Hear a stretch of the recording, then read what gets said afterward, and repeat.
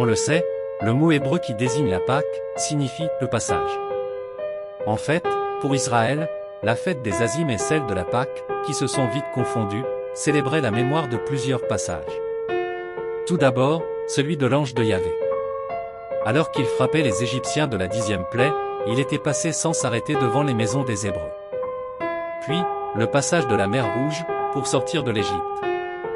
Mais, surtout, le passage de l'esclavage à la liberté, de la maison de servitude à la terre promise, d'une masse d'esclaves inorganisés à un peuple libre et souverain, soutenu par l'alliance conclue avec son Dieu, royaume de prêtres, nation au service de l'Éternel. Pour l'Église et pour nous, le jour de Pâques est aussi un passage, celui de la mort à la vie par la résurrection du Christ. Lorsqu'il s'adressait à ses disciples ou à la foule, Jésus a souvent utilisé cette idée de passage, pour indiquer le moyen de se libérer du péché et de parvenir auprès du Père, « Je suis la porte. Si quelqu'un entre par moi, il sera sauvé. Je suis le chemin. Nul ne vient au Père que par moi. » Nous le savons bien.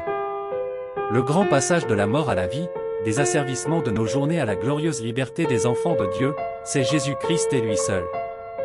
Il nous a révélé le vrai visage de son Père.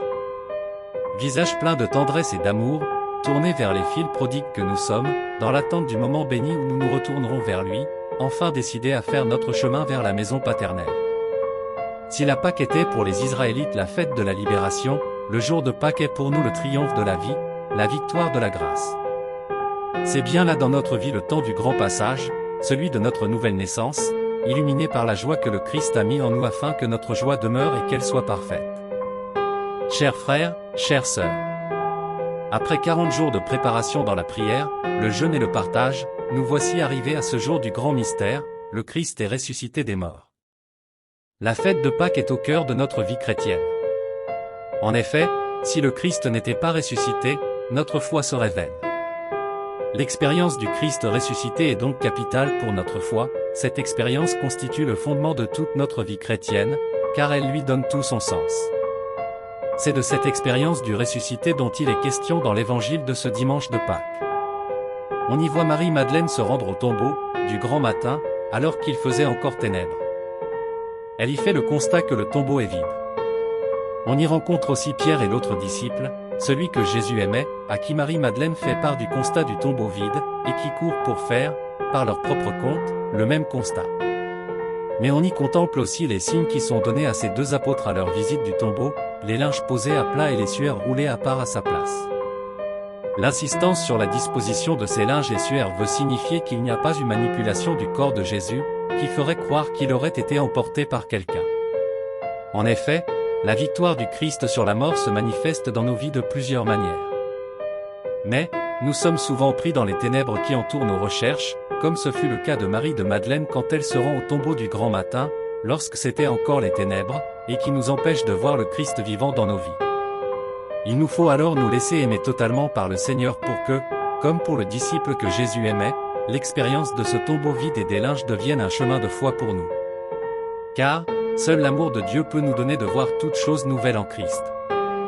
Ainsi, l'évangile d'aujourd'hui, parlant de l'expérience de ce disciple, dit « Il vit et il crut ». L'amour de Dieu qui l'entoure l'amène à voir avec les yeux même de Dieu là où nos yeux humains ne voient rien. Les signes du tombeau vide ainsi que des linges et des suaires constituent pour eux un appel à passer du simple constat humain à l'intelligence que l'amour de Dieu met dans nos cœurs pour le découvrir présent et agissant dans nos vies. Ainsi pourront-ils devenir messagers et témoins de la résurrection du Christ.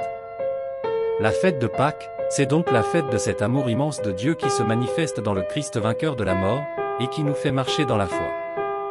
Cette fête de la Pâque est aussi la fête qui nous engage à devenir nous-mêmes messagers et témoins de cet amour qui se manifeste dans la résurrection du Christ. Pas seulement messagers, mais aussi, et surtout témoins. Et est témoin, celui qui rend présent pour les autres un événement dont il a l'expérience. En effet, nos vies touchées par l'expérience du Christ ressuscité ne peuvent rester les mêmes, elles sont nécessairement transformées, car bénéficiant aussi de la résurrection avec le Christ. Et, comme dit saint Paul dans la deuxième lecture du dimanche de Pâques, si vous êtes ressuscité avec le Christ, recherchez les réalités d'en haut. Ainsi donc, fêter Pâques, c'est témoigner de la vie du Christ en nous, plus forte que la mort et le péché. Que la joie de Pâques fasse de nous des hommes et des femmes nouveaux, à l'image du Christ qui, par sa mort et sa résurrection, fait de nous des fils et des filles de Dieu, et que le Seigneur nous donne de vivre chaque jour en dignes fils et filles du Père Céleste. Amen.